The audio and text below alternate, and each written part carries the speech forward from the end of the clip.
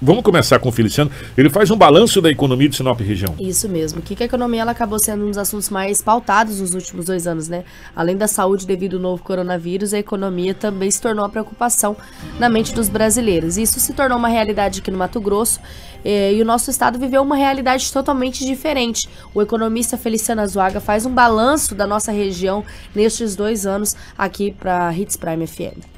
Obrigado, Lô, pelo convite mais uma vez. E a gente pode falar que o ano foi um ano positivo, um ano muito bom. Começou lá com a sensação em janeiro, depois do Natal, estava todo mundo feliz, acabou a primeira onda, então a gente vai recuperar a economia. E aí a gente entrou numa situação muito ruim que durou até março. Em março ali a gente teve a segunda onda, teve o colapso do sistema de saúde, principalmente aqui no nosso estado. Mas depois de março, a economia, eu posso falar que a economia virou tipo um Flamengo, assim, virou um foguete, né, acelerou até o mês de setembro, com dados excelentes do comércio, principalmente o comércio varejista, que tinha sofrido muito. A gente lembra, né, dos bares, dos restaurantes, das escolas, eles voltaram à normalidade ali no mês de setembro, e a gente estabilizou, no que eu falo, num patamar alto. E mostra a pujança aqui do comércio local, porque acho que é uma das poucas regiões no Brasil onde a gente está tendo a abertura de um shopping center, onde a gente está tendo o retorno às atividades de rua de forma normal. E a explicação assim, Lobo, que eu gosto de ressaltar, é que Sinop, tá, e a região norte de Mato Grosso é um país dentro do Brasil. O Brasil não está numa situação muito boa, confortável, mas a nossa região está, devido ao agro, devido aos bons resultados do preço do milho, da soja, dão esse escudo de proteção para a nossa economia. É como se fosse aquele time assim, que tem uma boa defesa. Então, assim, não passa por percalços, porque o agro funciona como essa defesa boa que protege a economia, protege os empregos aqui na nossa região. E um bom goleiro, estamos sendo atacados, mas a meta não é vazada. É isso que o Feliciano quis dizer, devido justamente a essa situação dessa balança comercial.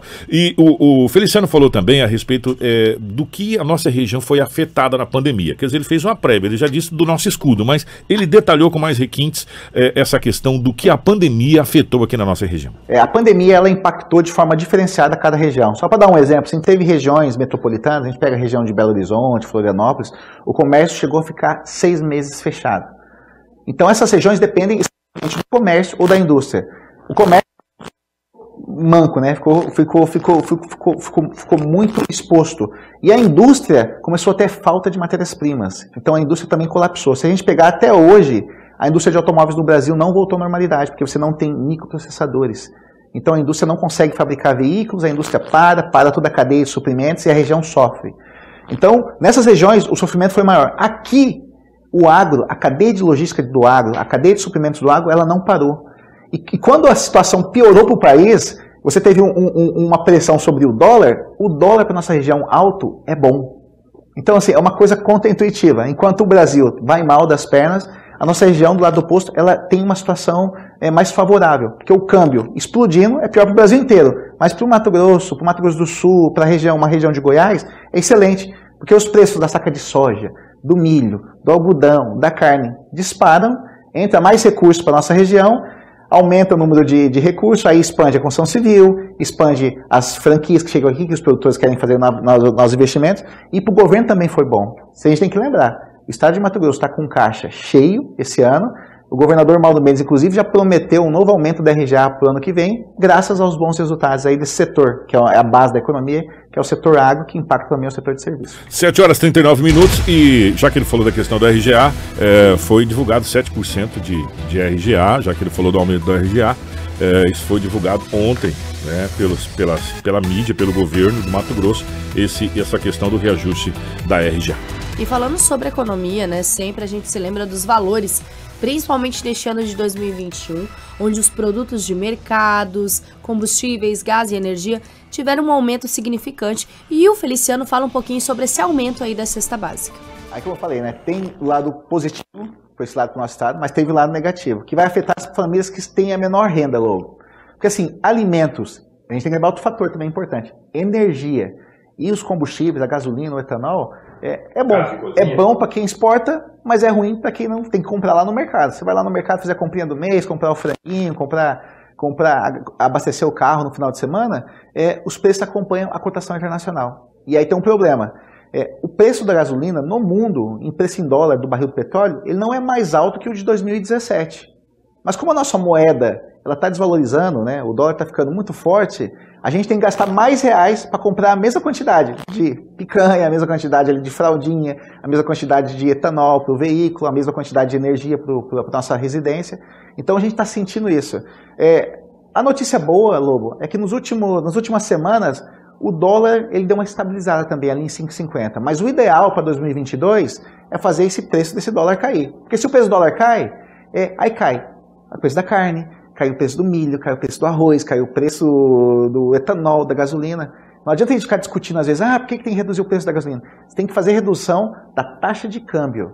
Mas para isso acontecer, o país novamente tem que voltar a ter confiança, porque o problema não é que os estrangeiros, até num bate-papo com os investidores lá em São Paulo, o problema não é que os investidores estrangeiros não estão trazendo dólar para o Brasil para fazer o câmbio cair. O problema é que as empresas brasileiras que exportam, elas estão exportando, vendendo para o exterior, recebem em dólar, mas elas estão com medo do cenário brasileiro e não estão repatriando os dólares. Estão deixando os dólares nos Estados Unidos, nas Bahamas, no Uruguai, e não estão trazendo dinheiro de lá, porque eles não veem confiança no nosso cenário, devido ao cenário econômico, questão da pandemia, e ao cenário político, que a gente está próximo de uma eleição aí no ano que vem. 7h41, e a pergunta que não quer calar aquilo que a gente perguntou para o Feliciano. Por quê?